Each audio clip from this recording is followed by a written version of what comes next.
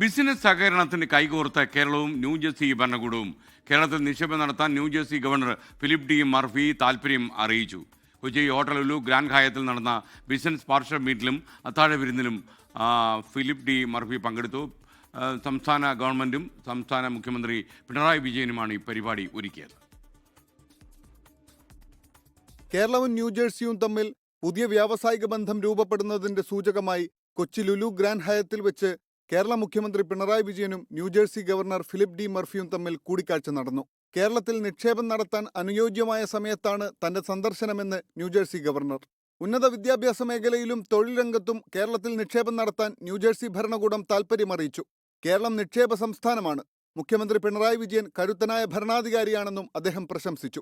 I'd like to leave you with Your Excellency Chief Minister. You mentioned this. There's a two-way opportunity. We see this. This is not just about New Jersey coming here looking for investment and jobs, although we love that. This is also about sharing best practices, about what we could do for Kerala, investments that our companies and our institutions of higher education, of which there are 5 represented in our delegation. കേരളത്തിൽ നിക്ഷേപം നടത്താൻ New Jersey സർക്കാരിനെ മുഖ്യമന്ത്രി പിണറായി വിജയൻ ക്ഷണിച്ചു. 4 വിമാനത്താവളങ്ങളും ആധുനികവൽക്കരിച്ച തുറമുഖങ്ങളുമായി രാജ്യത്തിന് തന്നെ മാതൃകയാണ് കേരളമെന്നും മുഖ്യമന്ത്രി. ന്യൂജേഴ്സി ഭരണകൂടത്തിനും സംരംഭകർക്കും കേരളത്തിലേക്ക് എല്ലാ സമയത്തും സ്വാഗതമെന്നും അദ്ദേഹം കൂട്ടിച്ചേർത്തു.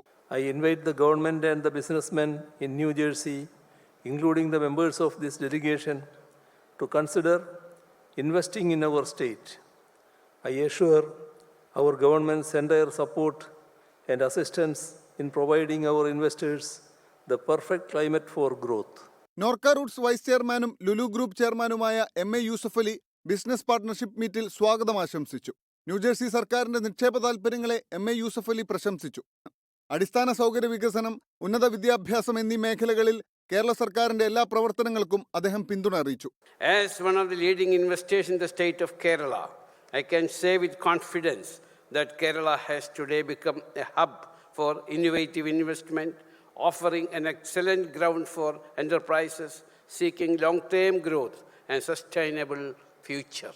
ചടങ്ങിൽ ഗവർണർ ഫിലിപ്പ് ഡി മർഫിയുടെ ഭാര്യ തമി മർഫി, വ്യവസായ മന്ത്രി P Rajeev, mayor M Anilkumar, New Jersey സർക്കാരിന്റെ പ്രതിനിധികൾ, സംസ്ഥാന സർക്കാരിന്റെ ഉന്നതതല ഉദ്യോഗസ്ഥർ, രാജ്യത്തെ ബിസിനസ് സംരംഭകർ, 24 chief editor R Sreekandan Nair ഉൾപ്പെടെയുള്ള മാധ്യമ സ്ഥാപന മേധാവികളും പങ്കെടുത്തു. പരിപാടിയുടെ അവസാനം വേദിയിൽ കേരളീയ കലാരൂപങ്ങൾ അരങ്ങേറി. News desk 24. സംസ്ഥാന ചീഫ് സെക്രട്ടറി ഡോക്ടർ ജയ തിലക്കും അതുപോലെ മാതൃഭൂമി ന്യൂസിൻ്റെ തലവൻ MV ശ്രേയംസ് കുമാറും ഒക്കെ ഈ പരിപാടിയിൽ പങ്കെടുത്തു.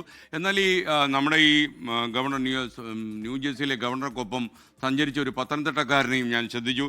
അദ്ദേഹം ഈ ഗവർണറുടെ ഈ ഡെലിഗേഷൻ സംഘത്തിലെ ഏറ്റവും സീനിയറായ ഒരു ഉദ്യോഗസ്ഥനാണ്. വെസ്ലി മാത്യൂസ് ആണത്.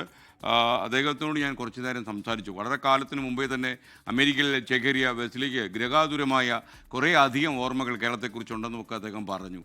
കേരളത്തെക്കുറിച്ച് പറയുമ്പോൾ ആ കണ്ണുകൾക്ക് നല്ല തിളക്കമുണ്ടെന്ന് ഞാൻ മനസ്സിലാക്കുന്നു. കടലിനക്കരെ കഴിയുമ്പോൾ ഈ മലയാളത്തിന് വല്ലാത്തൊരു പച്ചപ്പ് എന്ന് അദ്ദേഹം പറയാതെ പറഞ്ഞു. ലോകത്തെവിടെയായാലും ഏത് സമയത്തും 24 വാർത്തകളും ഓഗ്മെന്റഡ് റിയാലിറ്റി പാക്കേജുകളും എക്സ്പ്ലെയിനറുകളും വിശദമായി കാണാൻ ഞങ്ങളുടെ YouTube ചാനൽ നിങ്ങൾക്ക് സബ്സ്ക്രൈബ് ചെയ്യാം.